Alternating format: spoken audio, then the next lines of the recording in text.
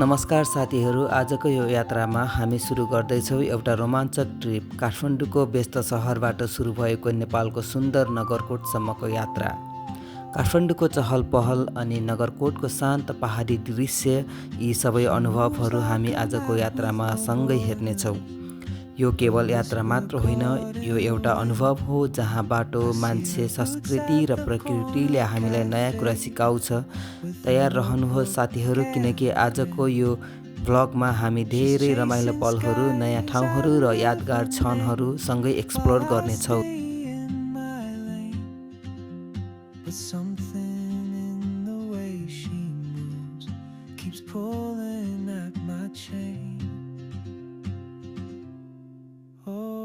Traveler, you carry the sun in your stride, leaving behind what I hold inside. If I don't ask your name today, I may never get the chance to walk beside your wandering dance.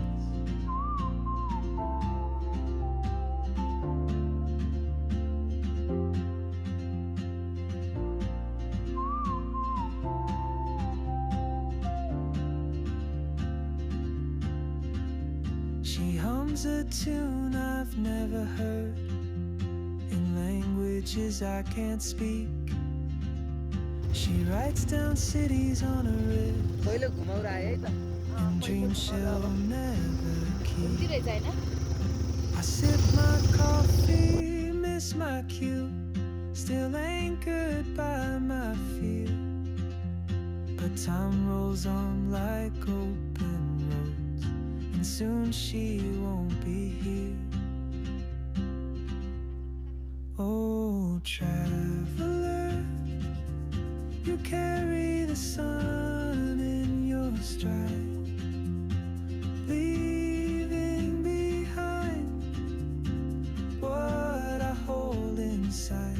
If I don't ask your name today, I may never get. अब चाहिँ हामी काठमाडौँको सहरलाई छोडेर अब उकालो तर्फ लागिरहेको छौँ। सेम क्या रोल्पाको बाटो, सेम सिल्चरको माथि छ नि।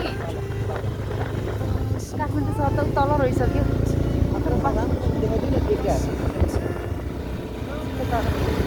तर मलाई त मन पर्यो।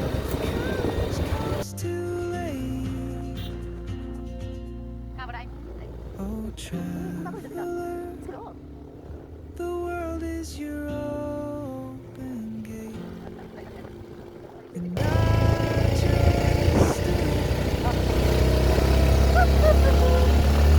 चरालाई मैले मास्क नै दिएन क्या। कमाल हेर त यहाँ लास्टै उकालो रहेछ भाइ।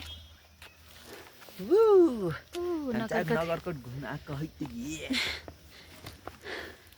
तर उकालो बाटो चाहिँ उकालो रहेछ।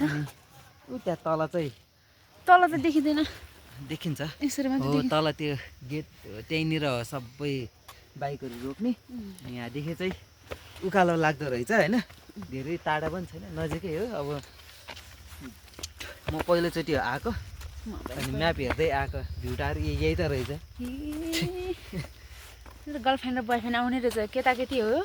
तपाईँहरू गर्लफ्रेन्ड बोयफ्रेन्ड कोही हुनुहुन्छ भने आइहाल्नु। यसो जङ्गलतिर ट्याक्क लाएर झाडीतिर छिर्दा हुन्छ है। त्यहाँ चेप्पाइदियो पुरा फेरि। अनि डेटिङ बस्नु अनि के यस्तो खुल्लम खुल्ला बस्ने कुरो भएन। अनि त्यो डेटिङ बस्नलाई के त्यो खुल्लम खुल्ला त झाडी चाहिन्छ तिमीलाई? अनि चाहिन्छ नि, किन चाहिने।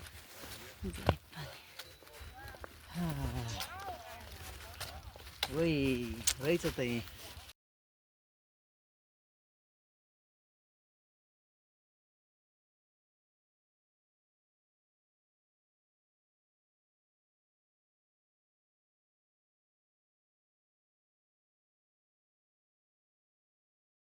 यो चाहिँ कुन हिमाल छ रे यहाँ?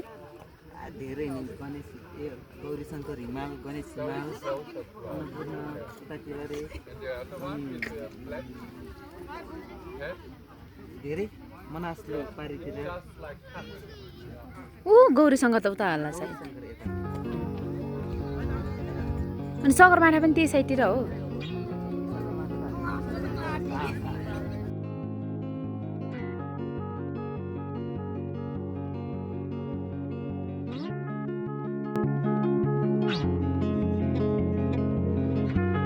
हामी चाहिँ अहिले चाहिँ नगरकोट माथि पुगेर चाहिँ फर्किरहेको।